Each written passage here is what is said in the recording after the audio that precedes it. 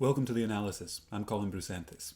In a minute, we'll be taking a first look at Michael Hudson's new book, The Collapse of Antiquity. When the emperors canceled the debts, it was largely canceling the debts of the wealthy, sort of like the recent bank bailouts of Silicon Valley Bank and banks in the United States. The wealthy don't have to pay the debts, but if you're not wealthy, you do have to pay the debts. That's the basic Roman principle, and that is what America calls democracy. Please remember to like, subscribe, ring the bell for notifications, consider hitting the donate button to support our work, and stay tuned.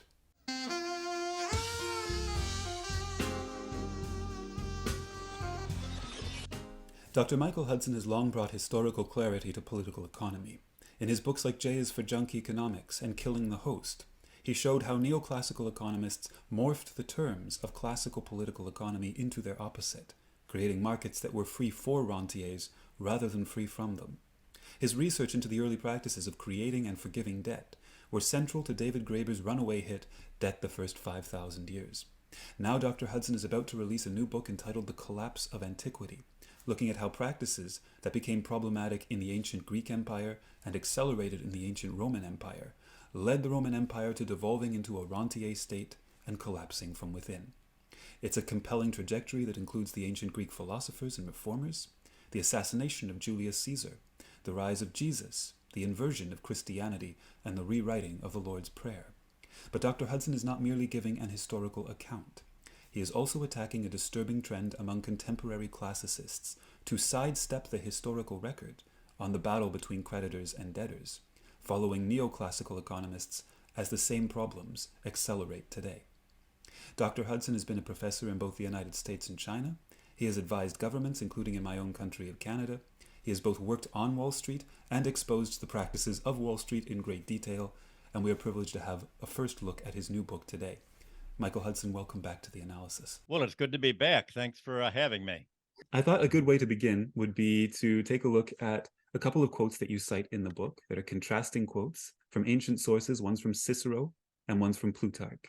And Cicero was very opposed to debt forgiveness, and Plutarch was very opposed to those who were collecting on debts. And I thought I'd have you comment on how this is a trend that echoes through the ages. So here's Cicero first. The men who administer public affairs must first of all see that everyone holds on to what is his, and that private men are never deprived of their goods by public acts. For political communities and citizenships were constituted especially so that men could hold on to what was theirs. Sounds a lot like the political establishment today. And here's Plutarch. The greed of creditors brings neither enjoyment nor profit to them, and ruins those whom they wrong. They do not till the fields which they take from their debtors, nor do they live in their houses after evicting them. So do you want to comment on how those quotes reflect a battle that's been going on for several thousand years? Well, what Rome bequeathed to the West was creditor-oriented law. And that really means the financial claims of the oligarchy, the 1%, on the rest of the economy, instead of protecting the economy at large, which is very largely composed of debtors. So when you say you're supporting the rights of creditors, that means their rights to deprive the rest of the economy, their debtors, of their liberty. And that's sort of celebrated today as if that's individualism. But individualism, certainly Roman style, is not egalitarian, it's oligarchic. And the Roman idea of liberty was the privilege of the oligarchy to indebt and expropriate and deprive the bulk of the population of its liberty, of its means of support, of its access to the land. And that's what made classical antiquity so different from the 3,000 years that had gone before in the ancient Near East, where there was the takeoff. In all the rest of the ancient Near East, you had rulers restoring access to the land canceling the debts, liberating the debt slaves. And while Greece and Rome were developing from the 7th century BC to the 1st century BC, even in contemporary Babylonia, you had very little debt bondage. You did have slavery, largely girls who were captured in the mountains. The Sumerian and Babylonian word for slave is mountain girl, but you didn't have debtors, citizens, falling into bondage for their debtors irreversibly. Hmm. What Rome did was make this loss of liberty, this dependency, this bondage irreversible and permanent. And that really is what made the Western civilization different from everything that went before. And we're still in that period. Hmm. Can we go back a little bit before that and go into some of that stuff about Sumerian and Babylonian leaders regularly forgiving debt? And even there were attempts to kind of systemize that practice that we have records of. Well, the basically the Jewish Jubilee year of Leviticus 25 is word for word from the debt cancellations that Hammurabi's dynasty proclaimed early in the 2nd millennium BC. It was normal for Sumerian, Babylonian, even Assyrian rulers of the 7th century BC at around the time that trade was revived with Greece and Italy, even they would cancel the debts, liberate the bond servants, and restore the lands that had been turned over to creditors, because rulers saw that if they did not proclaim this debt cancellation and restoration of normal economic relationships, then the debtors would owe their labor to the creditors, and they'd have to work on the creditors' land and the creditors' estate, and finally they'd lose the land of the creditors.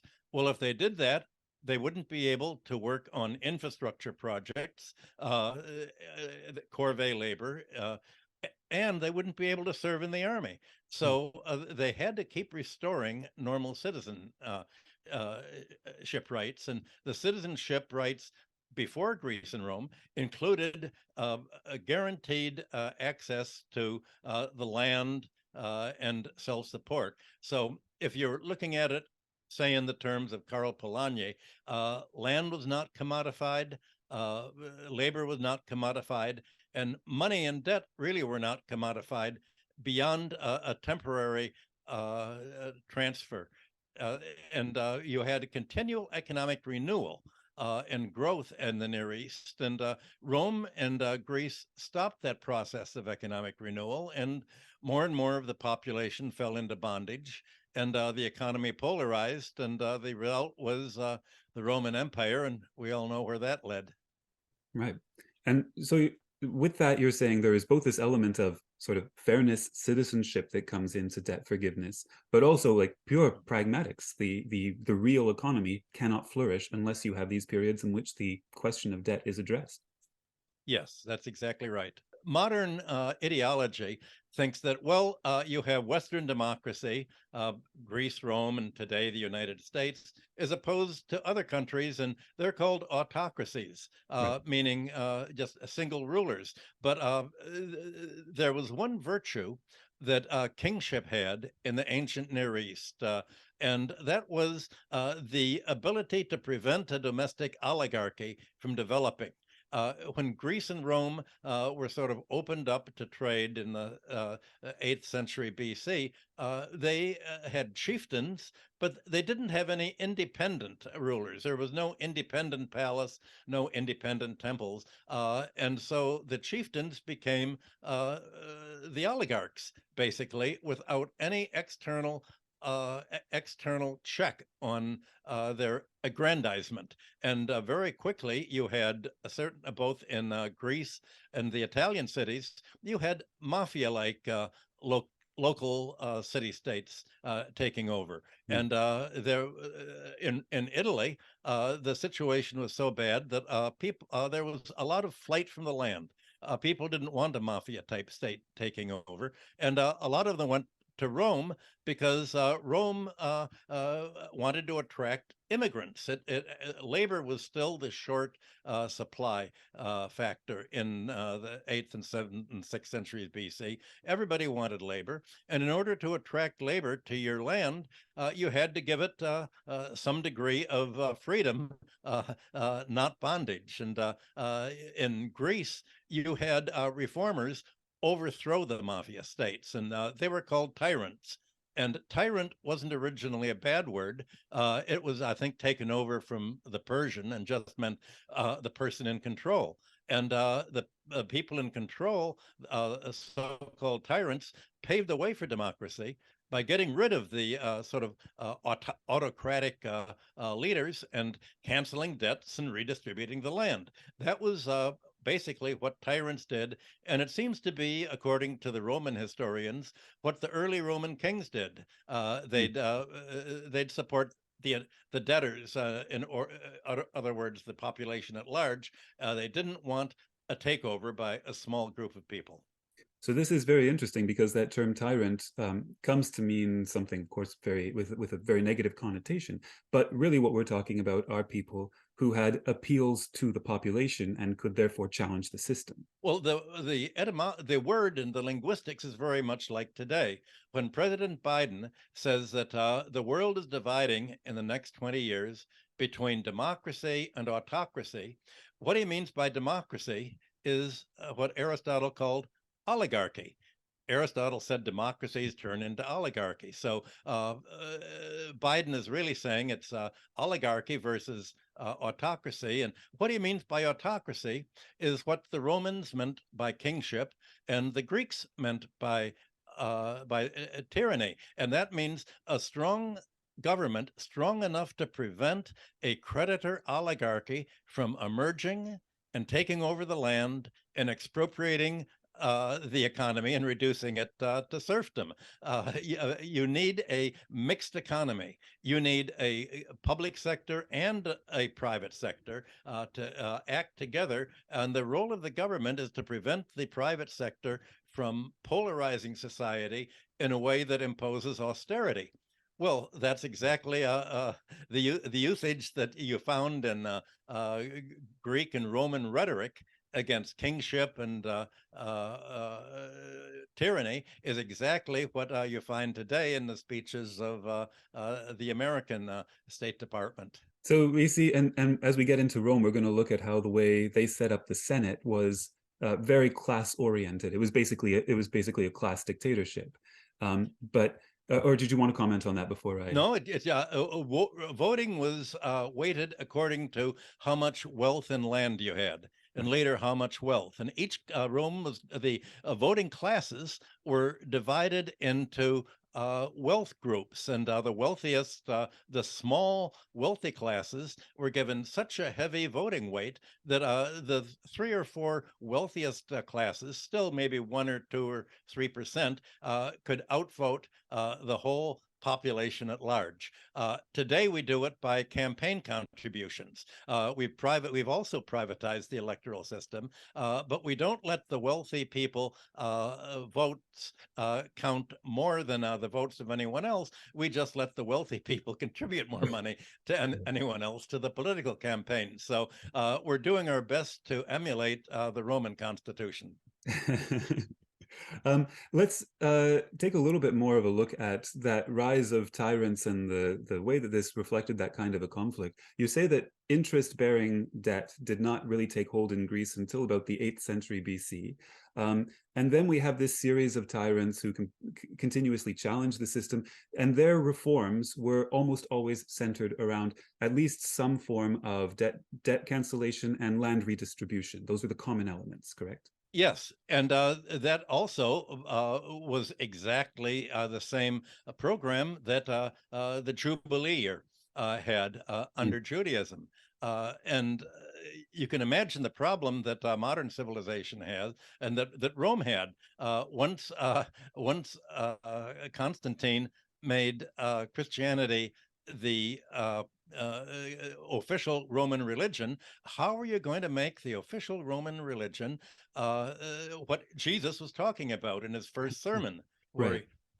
he said he had come to restore the Jubilee year. Well, obviously it was all changed. I guess we'll get to that later at the end of the discussion.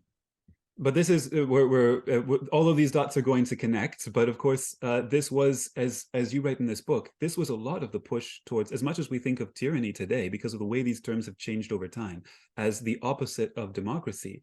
This was really the driving force towards the development of democratic systems in ancient Greece. Yes. The question is, what is democracy? And Aristotle put forth a whole idea that there was a circular, triangular flow eternally. He said originally there was people were under autocracy, and then some of the wealthy families emerged, usually the minor aristocracy, as it was in the early Greek city-states, and they break and they take the people into their camp. And that's what Cleisthenes did in Athens in 506 BC. And then they established democracy, but within democracy, some people get richer than others, and democracy evolves into oligarchy. And Aristotle said that there are many constitutions that call themselves democracy, but they're really oligarchy. He didn't mention the American Constitution because it wasn't written yet, but I think the same principle gets and applies. And then he said, then the oligarchy makes itself hereditary into an aristocracy, and life polarizes until finally some of members of the aristocracy, hereditary aristocracy, say we're killing the whole economy, and we're going to never be able to fight and win wars if we don't lighten up. And they have a democratic revolution, restore democracy, and you have the same cycle again and again and again. That was his view of history. As we go into these ancient Greek philosophers, and we see those warnings from Aristotle and his particular concerns about democracy and about oligarchy, and we see also Plato and the Republic, and Socrates was his mouthpiece, his character in those writings, but perhaps this could be traced back to Socrates' own visions. These were not people who were necessarily revolutionaries. They were kind of affiliated with the aristocratic classes themselves in many ways, but they saw the pursuit of an addiction to wealth as being kind of the main corrupter and the destroyer of society. Well, that's right. That was the common denominator in the plays of Aristophanes, in Socrates and Plato dialogues. It was sort of the politically correct thing to do to say greed is bad, and we don't want to have wealth addiction, and yet society was wealth addicted. There was a basic hypocrisy in the ideology of the ruling class that was very egalitarian among each other. But the fact is that they were all addicted. And so what you had was a much more sophisticated economic theory in antiquity than you have today. All of today's economic models are based on diminishing marginal utility. If you have a banana, then the next banana you eat is going to be worse. And by the time you have your 10th banana in a row, you're really sick of bananas. And so that's supposedly the more you have, the less you want. But what doesn't look that way. What Aristotle said, and Aristophanes, was that wealth is addictive. And again in Aristophanes' plays, and I quote them in the book, the more money you have, the more you want. And money is addictive in contrast to food and other things. Somehow that wealth addiction does not play a role in the utility theory that is taught to economic students, is the basic premise on which economic models are based. And so there's no idea that you can have wealthy people come in and try to try to take over the economy out of a rising egoism. Right. And even before that, and to bring back Babylonia, the Babylonians had a mathematical model that was far superior to any mathematical model that's used anywhere in the United States or the Western world. And it was a very simple model. they on the one hand, and we know what it was because we have the textbooks that scribes were taught around 1800 BC. And the first mathematical exercise of Babylonian scribes was how long does it take a debt to double? Any debt, interest-bearing debt, is a doubling time. And they found that's exponential growth, doubling, doubling, doubling, doubling. And that's the S curve. It's an exponential upsweep curve. And they also had quotes for or studies of calculate the growth of a herd. That was sort of a proxy for the economy. And the growth of a herd sort of tapered off in an S curve. Like you have today. So what the Babylonians realized, and the whole Near Eastern realized, is that the mathematics of debt are different from the mathematics that describe the economy of production and consumption. Debt grows exponentially and inexorably in excess of the real economy's ability to grow. And so the job of a ruler is to restore order by bringing debts back in line with the ability to pay. Right. Nothing like this occurred in Greece and Rome. When people couldn't pay, they lost their land and they lost their liberty, and they fell into bondage to their creditors. And that's what made Western civilization so different from the rest of the world up to that time. That's absolutely fascinating, because it's not only saying that debt has a problematic character to it, or that, you know, sometimes you have a crisis. It's actually saying that this is something that has to recurringly be taken care of. This is going to be a recurring issue. Debt is going to eat the real economy if we do not have a regular intervention. That's exactly right. Let's take, I'd actually like to go a little further into this, what Plato was talking about with Socrates, because Socrates, the character of Socrates in the Republic, is very kind of antagonistic towards democracy in some ways. He sees a sort of slippery slope with democracy, which you've kind of talked a little bit, hinted towards already. But he believes that basically you need politicians who are kind of without really funding in a way, or without being, other than a kind of basic income, they shouldn't be really in the world of trying to accumulate wealth. Well, the whole setting for Plato's Republic has been pretty much misrepresented. I went to the University of Chicago as an undergraduate, and much of our my favorite course was Organizations, Methods, and Principles of Knowledge, OMP, and we all had to study the Republic. And when I was about 17 years old at the time, and the talk at that time, they acted as if Socrates was talking about a noble king, or a noble despotism, or guiders. Well, that really misrepresents what Socrates was saying. The whole Republic begins by saying, Socrates asking someone, should you repay the debts that you owe somebody? And Socrates, well, what if somebody borrows a weapon from a very destructive, aggressive person, and you borrowed it, and should you give your sword or your weapon back to the person that you borrowed it from?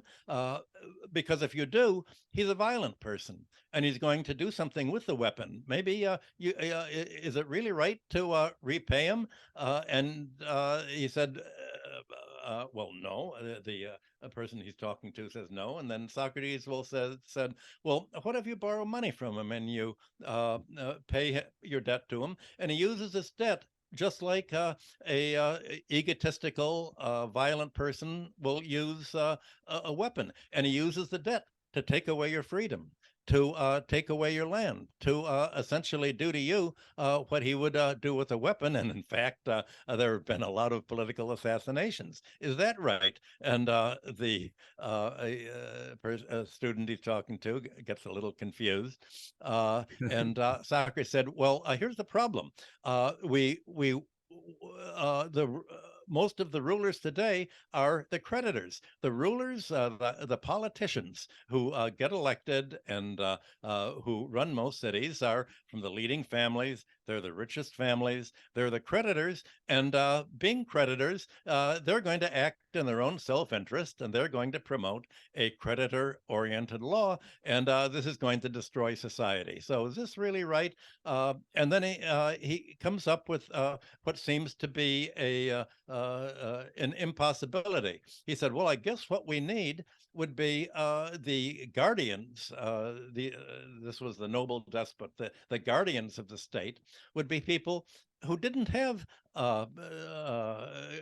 property of their own, who didn't have a lot of money of their own. And not having money and property, they're not wealth addicted. And not being wealth addicted, they're willing to try to develop society as a whole. And what's good for the overall society growing instead of what's good for me in getting my power by taking away your liberty and monopolizing all the wealth in my own hands and those of my fellow oligarchs who are running society. So that is really what the Republic is all about. And Socrates made it just as clear as he could, and so did Aristophanes in the plays that he was writing at this time. And somehow none of that got into the curriculum that I learned as a undergraduate at the University of Chicago, hardly by surprise. Well, I have to say that unfortunately, the way that text was introduced to me was in much the same way that it was introduced to you. So I wish that had changed more over the years than it has, but maybe people watching this video will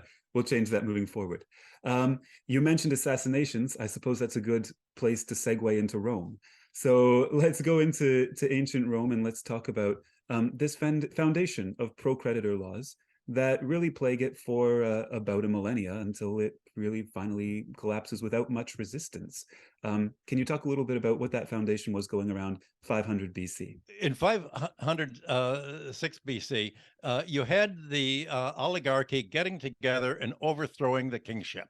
There's sort of not that good documentation from this period, but it seems that most of the Roman historians said that while Rome was letting people come from other cities to join Rome, not only did cultivators and peasants come to Rome, but also some aristocrats came to Rome, especially some aristocrats who couldn't take over their own cities and came to Rome. And they tried to get all the aristocrats together, and they said, we don't, kings are not letting us make money off the rest of the economy. So they overthrew the kings and said, we're restoring kingship. And this was the whole myth of the rape of Lucretia. The last king of Rome was accused of raping the daughter of one of his friends, and the aristocrats got so upset at this overreaching sexual aggression of kings that they overthrew them, and they restored liberty. Well, what they restored was the ability of the aristocrats to reduce clients to slavery and rape their wives and daughters, just the opposite of what happened. Well, they took over, and immediately the aristocracy reversed everything the kings had tried to do and ruled with an iron hand. The Romans had enough class consciousness that they withdrew from the city. They said, well, okay, these are not the rules of the Rome that we joined. They had a secession of the plebs around 490 BC. And they just walked out until finally there was a negotiation of what kind of political structure Rome would have. And they created officials who were supposed to at least protect the plebs, but the plebeians. But it really wasn't a very good deal, because 50 years later, there was still so much abuse by the aristocracy, the oligarchy yet, not quite an aristocracy yet, that the judges were all basically the wealthy people. And so the Romans insisted the laws be written down. not led to the judges. It had to be the rule of law, not just the autocratic rule of the wealthy people who controlled the judgeship. So these were the 12 tables that were written down that set a maximum interest rate and various rules. And almost immediately, the oligarchy simply refused to obey them and said, okay, these are the rules. What are you going to do about it? It's sort of like the United States saying, we want the rules-based order, not the rule of law. That was that could have been the slogan of the oligarchy, but they didn't have a President Biden to put it quite that way. But the result was for the next 5 centuries, again and again, you would have leading patricians, the wealthy people, and then leading plebeians. Many official plebeian families also became very wealthy, and you'd have political leaders who tried to protect the economic role of debtors, to prevent people from falling into bondage, and in fact to ban debt slavery when there were particular abusive examples that got the population riled up. So basically you just had what seemed to be a nice paper constitution and paper laws just being autocratically administered, sort of like trying to apply the law in New York City courts. Good luck. It didn't get very far, and all of this basically began to polarize after about 200 BC, when Rome conquered the Greek world and absorbed Greece, and went on in around 150 BC to destroy Carthage and conquer Greece all over again. And you had, at that point, already in the 2nd century BC, you had Rome developing into an empire. And it really began in the 2nd century. And because it was impoverishing its own population, the character of the army changed, and it became more or less a mercenary army that was loyal to its generals. And you had the usual kind of infighting between right-wing oligarchs and more populist oligarchs, and each of them became generals commanding opposing armies, and you had civil war, really from, you could say, from 133 BC on to the eruption with the Catiline organizing an army of debtors to try to cancel debts, and he lost. He'd been sponsored somewhat by Julius Caesar, and finally Julius Caesar came back, and even though his first act was to cancel the debts of the rich people, but not of the his class, but not of the people as a whole, there was general fear by the oligarchy that Caesar was actually going to cancel the debts of the poor people as well, not just the rich people. And they killed him, and there was a long fight for succession, and you had the empire really taking over under Octavian, Caesar's adopted nephew, who became Augustus. Right. And you write in this book something that's very clear in this book, is that Rome was different in character in a few different ways. One was that it was really based on a kind of war economy and the appropriation of land continuously, because it was not rooted in supporting a domestic economy. Yes, it basically made its money by conquering other regions and looting them. It would impose tribute. The wealthiest part of the Roman Empire for many years was Asia Minor. What is now Turkey. And you had almost decade after decade of war by the leader from Pontus on the Black Sea, Mithridates, waged a war against the Romans, who collected by, their tax collectors were called publicans or publicani. the agents. And things got so bad that around 88 BC, there was the Vespers of Ephesus, the Near East, all over the Ephesus and Near Eastern cities. The Near Easterns rose up and they killed almost every Roman they could find and every Italian who came with them, except for the few Romans who'd supported local rights and went native, as it were, such as Lucullus, who was a very good guy. And Rome just came back and essentially looted the temples. There was no rule of law at all. And the phrase was, where the publicans go, the rule of law ends. Hmm. Very much like the United States when it took over Russia in the 1990s. It was looted. And by the first century AD, 1/3 of all of the Roman Empire revenues came from tariffs imposed on trade with Egypt. So Hmm. Egypt, along with Asia Minor, remained the large part of the Roman Empire that was essentially using its revenue just to hire mercenaries, and increasingly it